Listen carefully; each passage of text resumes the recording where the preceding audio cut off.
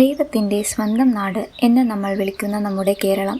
പക്ഷേ ചിന്തിച്ചിട്ടുണ്ടോ, കേരളം എന്ന ഈ മനോഹരമായ പേര് നമ്മുടെ നാടിന് എങ്ങനെയാണ് കിട്ടിയതെന്ന്? വെറും ഒരു പേരല്ല ഇത്. ഇതിനു പിന്നിൽ 2000 വർഷത്തിലധികം പഴക്കമുള്ള ചരിത്രവും രസകരമായ ഐതിഹ്യങ്ങളുമുണ്ട്. ഏറ്റവും ജനപ്രിയവും ഭാഷാശാസ്ത്രജ്ഞർ അംഗീകരിക്കുന്നതുമായ ഒന്നാമത്തെ വാദം ഇതാണ്. മലയാളത്തിൽ കേരം എന്നാൽ തെങ്ങെന്നാണ് അർത്ഥം.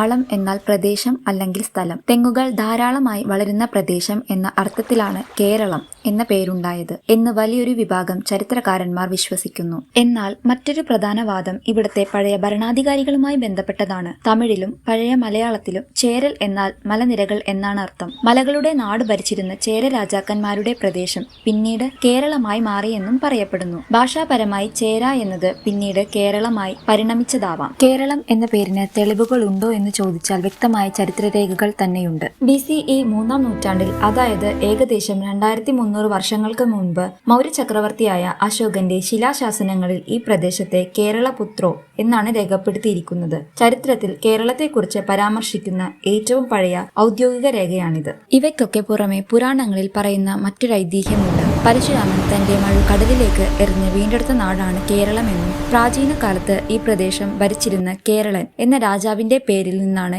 ഈ പേര് വന്നതെന്നും ഒരു വിശ്വാസമുണ്ട്. കേരങ്ങളുടെ നാടായ ചേര രാജാക്കന്മാർ ഭരിച്ച നമ്മുടെ കേരളത്തിന്റെ ഈ ചരിത്രം നിങ്ങൾക്ക് ഇഷ്ടമായെങ്കിൽ ചാനൽ സബ്സ്ക്രൈബ് ചെയ്യാൻ മറക്കല്ലേ. മറ്റൊരു കഥയുമായി വീണ്ടും കാണാം. നന്ദി.